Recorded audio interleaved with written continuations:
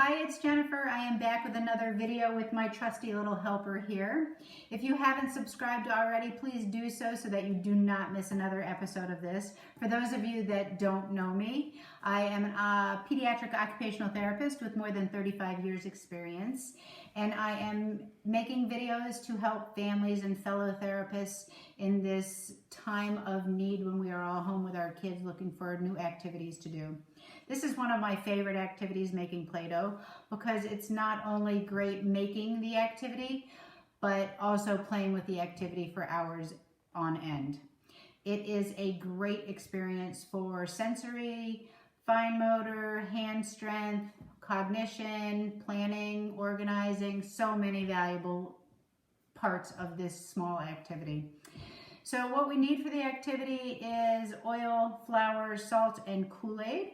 And I have already heated the Kool-Aid up in my microwave just so that it cooled down a little bit so that she could help me without getting burnt. And in my bowl, I have my flour already. I will post the recipe in the description part so that you know exactly how we made it and what the measurements are. You ready to help? Mm-hmm. All right, we are going to pour in some salt. And we are going to pour in some, oh, do you know what that is? Oil, good job. And this is the Kool-Aid part. This is, you could feel the bowl. It's just a little bit warm. And help me pour. Whoa. The reason that I like using the Kool-Aid recipe is because it smells so great. So in therapy, we talk a lot about, you ready, sir? We talk a lot about multisensory. So this is hitting a lot of different senses all at one time. It's very colorful, it smells amazing. And in a second we'll also get the tactile as well, which will also get the proprioceptive when we start playing with the Play-Doh. You could see that she's working on the bilateral coordination, she's working on the hand strength. The spoon actually might be a little bit big for her, but that's okay. Do you need to come up on your knees higher, or are you good? I'm good. Okay. Giving choices is always good as opposed to just telling them what to do so that they feel like they have a little bit of control, especially if you have a child who is a little more obstinate. All right, I'm going to take a turn. My turn. Work on turn taking. You're also, when you're working on turn taking, getting some modeling in as well so that they can view a different technique and maybe learn how to do something differently, and vice versa. They can learn to be the leader as well. All right, you want another turn? My turn. There you go. I actually think that we need to add a little bit more flour. Keep going. So I am going to put some in there. And I'm not always a measurer. All right, I'm going to start sprinkling so you can keep pouring or keep stirring, okay? Oh, does it make it harder? A little. You are so strong. My turn. Ooh. What color is it now? Red. Red. What color, what does it smell like? Cherry. Yeah. Do you like the way it smells? Mm-hmm.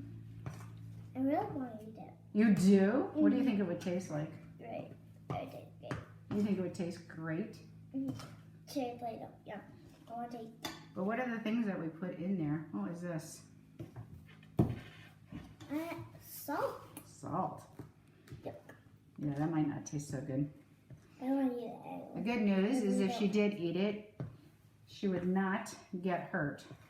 Sometimes for our kids that are still putting non-food items in their mouth after the age that is still acceptable, somewhere around 16 to 18 months, we like that they do this because they get that really strong flavor in their mouth, and hopefully it curtails that. Your turn to stir.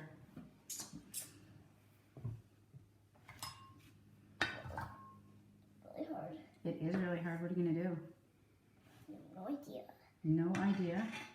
Let's see where that perfect go. making it up as you go. How's that working for you? That's working great. Great. You want to try and use your hands?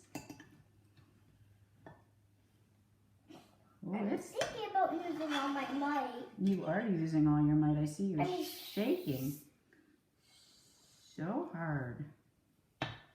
Well, while she's stirring that up, I will show you that I have pulled out a couple of things from my kitchen cupboard.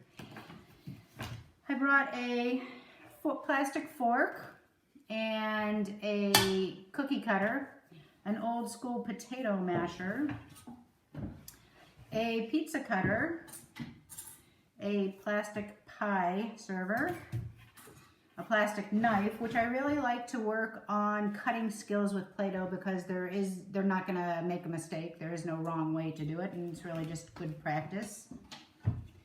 I have another cookie cutter, and then I found these little itty bitty cupcake holders or candy holders, so we can do some pretend play. Maybe she can pretend make some candy or some cupcakes. I also really like to use scissors with Play-Doh because they get the resistance, and again, they're less likely to cut their fingers. So I hope that you have fun with this activity and make your own Play-Doh at home. And now we are ready to play. Thanks. Stay home, wash your hands, and clean up. True. All of those good things. Have fun.